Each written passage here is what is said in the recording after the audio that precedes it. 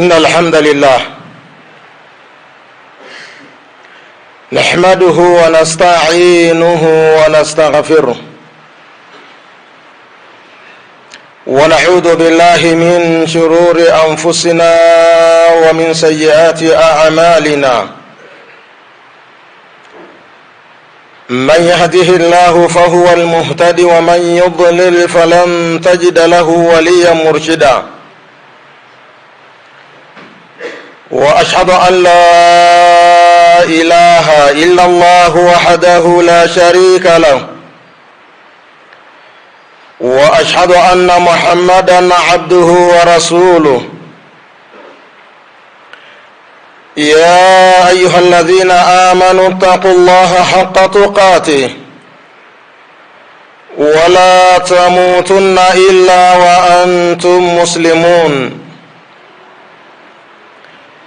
يا أيها الناس اتقوا ربكم الذي خلقكم من نفس واحدة وخلق منها زوجها وبث منهما رجالا كثيرا ونساء، واتقوا الله الذي تساءلون به والأرحام إن الله كان عليكم رقيبا. يا أيها الذين آمنوا اتقوا الله وقولوا قولا سديدا يصلح لكم أعمالكم ويغفر لكم ذنوبكم، ومن يطع الله ورسوله فقد فاز فوزا عظيما.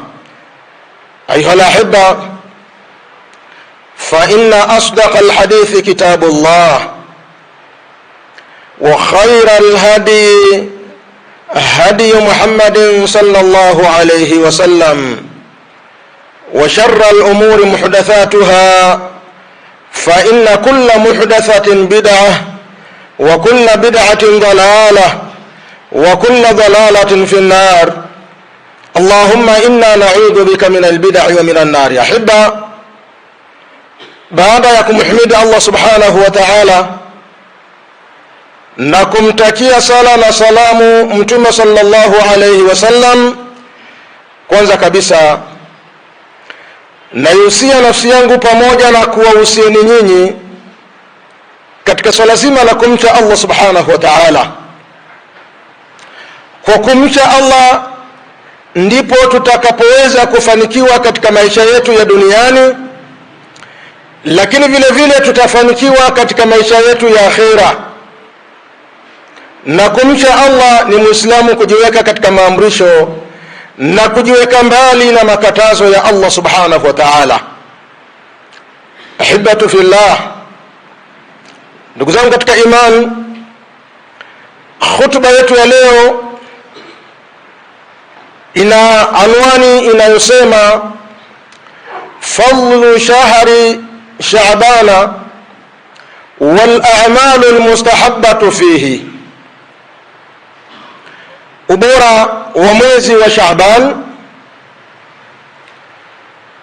na matendo ambayo yanapendelewa kufanywa katika mwezi wa Shaaban na matendo ambayo ni sunna kuyafanya katika mwezi wa Shaaban. Leo tukiwa katika mwezi 27 katika mwezi wa Rajab, tuko mwishoni kabisa mwa mwezi wa Rajab, na hivi ndivyo yanavyokimbia masiku na ndivyo tunavyo yasogelea makaburi yetu. Masiku yanakimbia, miezi inaenda, miaka inaenda, tunahesabu siku, tunahesabu wiki, tunahesabu mwezi, tunahesabu miaka, na namna tunavyoendelea kwenda mbele na ndivyo tunavyoyasogelea makaburi yetu na ndivyo umri wetu unavyoisha. Kikubwa Muislamu anatakiwa kufanya maandalizi ya kuondoka katika ulimwengu huu, kwa sababu maisha haya ni mafupi mno. Muislamu anatakiwa na tahadhari katika maisha haya, kwa sababu masiku yanakwenda, masiku yanakimbia. Tuishi kwa akili nyingi,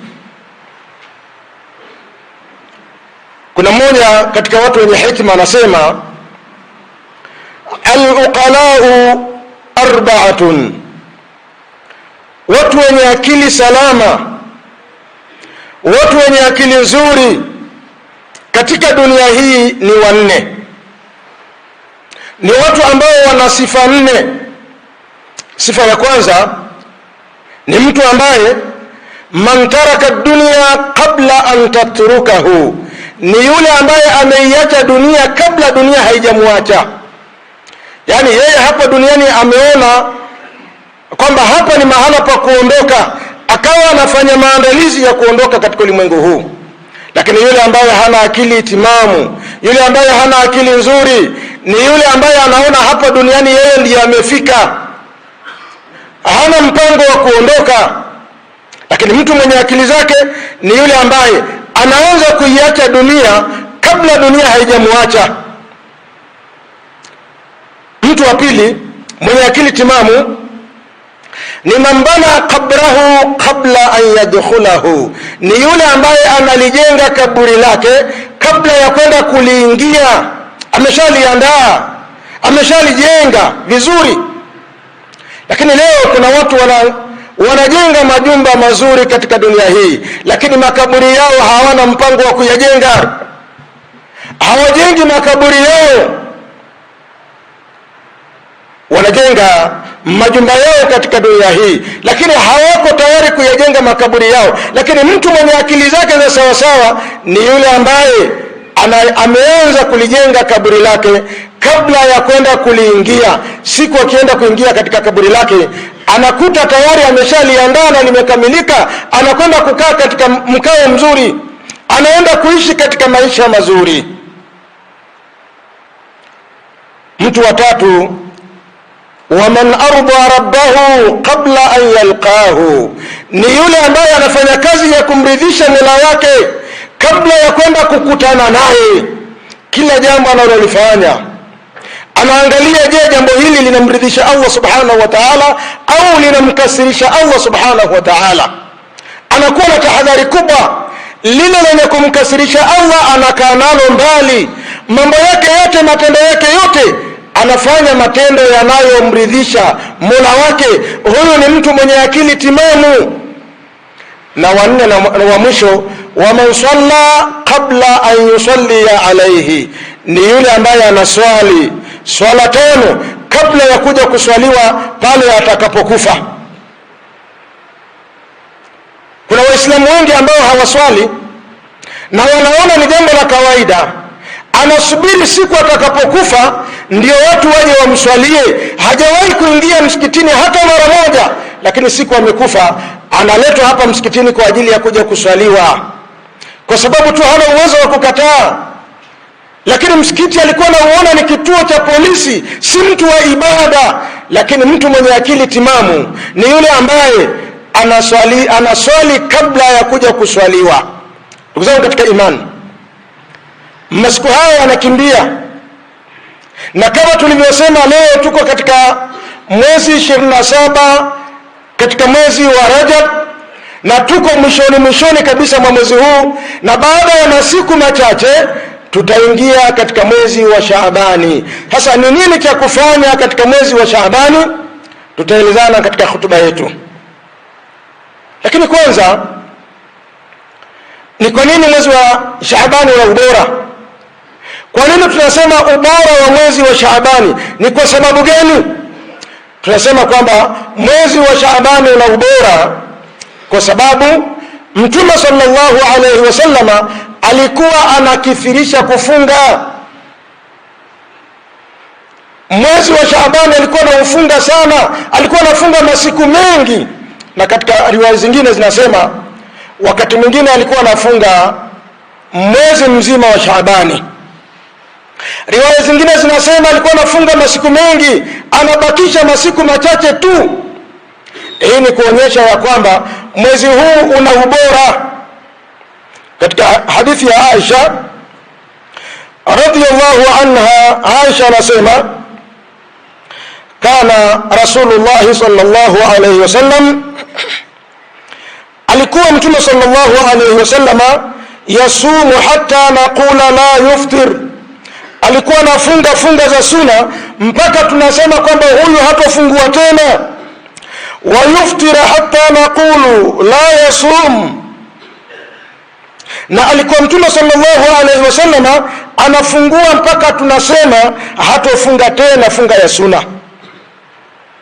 Fama raaitu Rasulullah sallallahu alaihi wasallam, sijawahi kumuona Mtume sallallahu alaihi wasallam istakmala siyama shahrin qattu, amekamilisha funga ya mwezi mzima kamwe, illa Ramadhan, isipokuwa mwezi wa Ramadhani.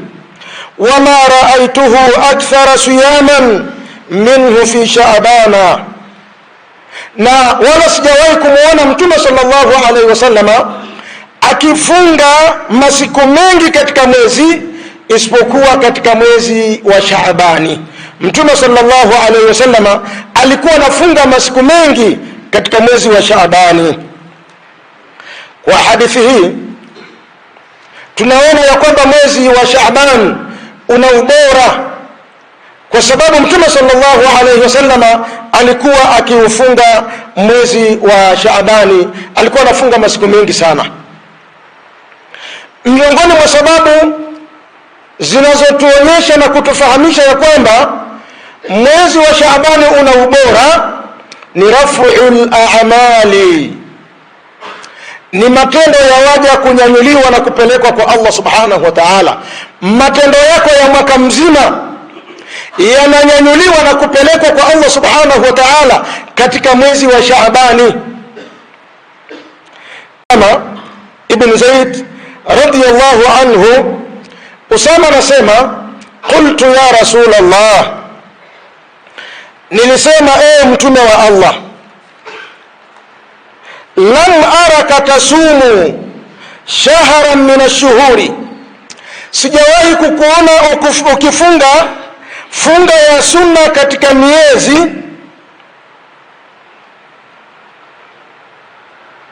ma tasumu fi Shaabana, kama unavyofunga katika mwezi wa Shaabani.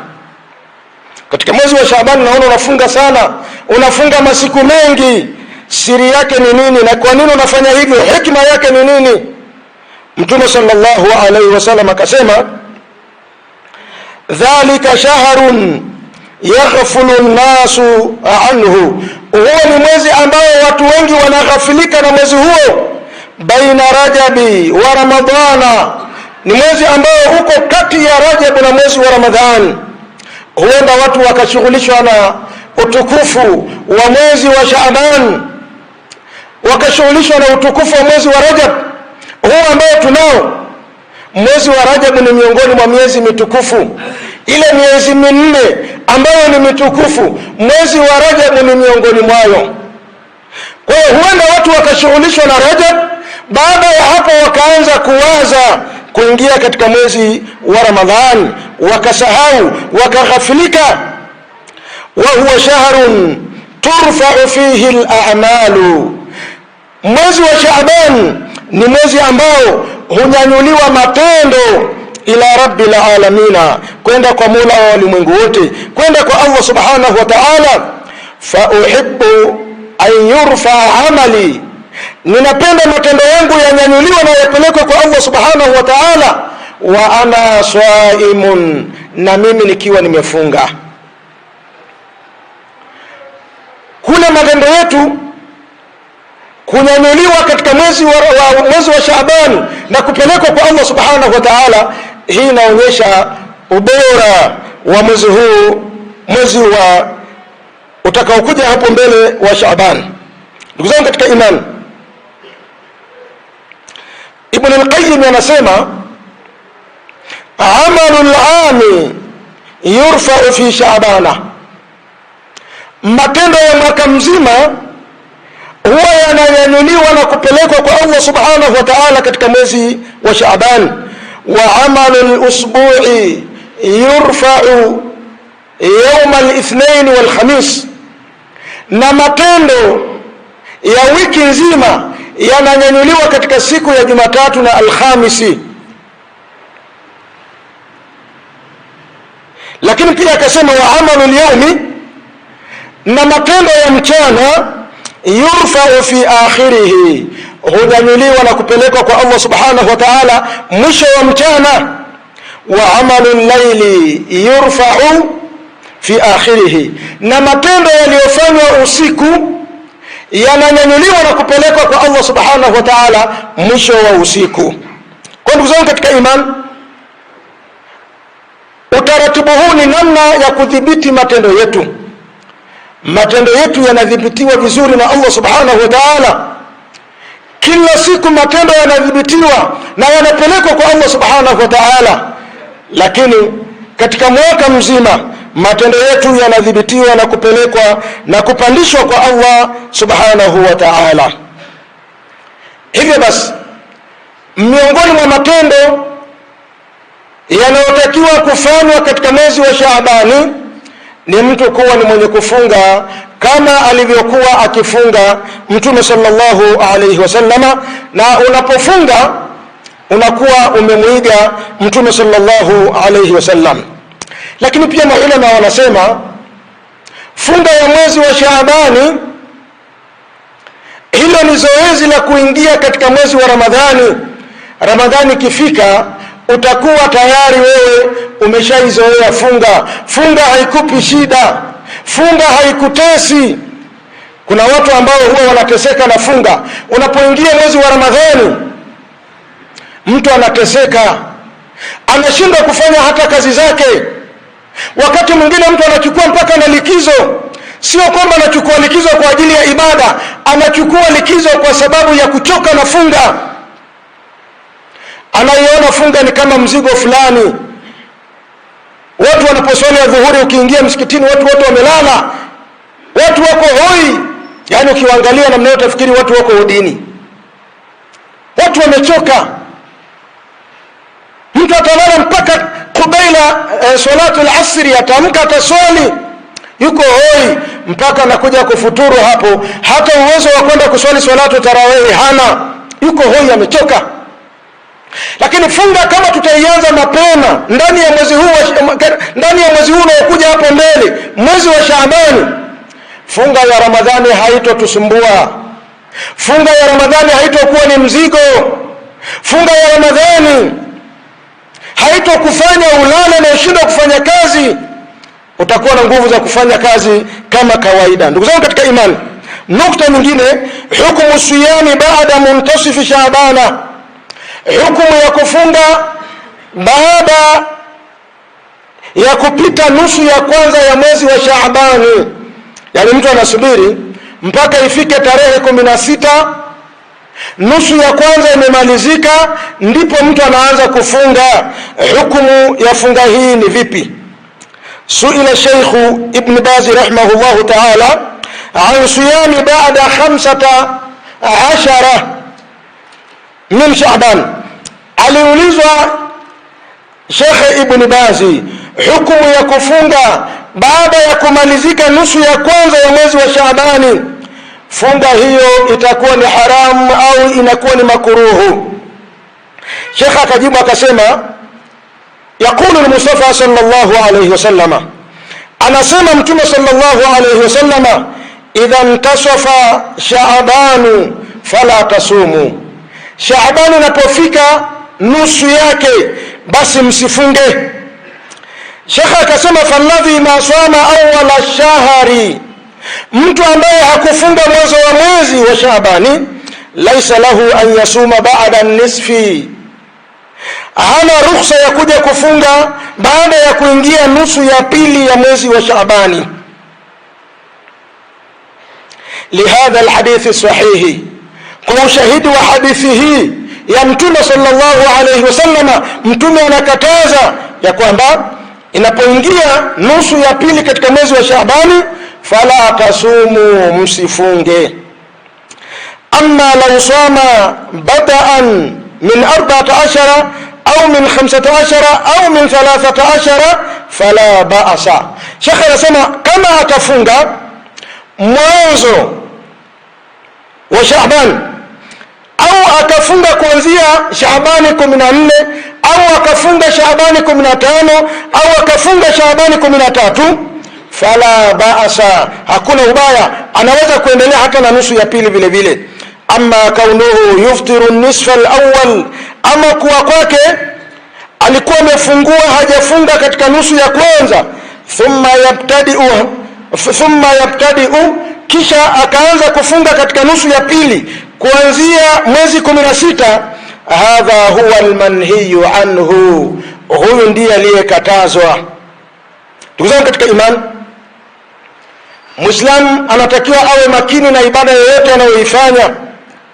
Fanya ibada kama ulivyoelekezwa na Mtume sallallahu alaihi wasallam. Usifanye ibada kwa ujanja wako wewe na kwa uoni wako na kwa fikira zako. Fanya ibada kama ulivyoelekezwa na Mtume sallallahu alaihi wasallam. aqulu ma tasma'un astaghfirullah li wa lakum wa lisairil muslimina wal muslimat fastaghfiruhu innahu huwal ghafurur rahim wa huwal barrul karim. Alhamdulillahi rabbil alamin,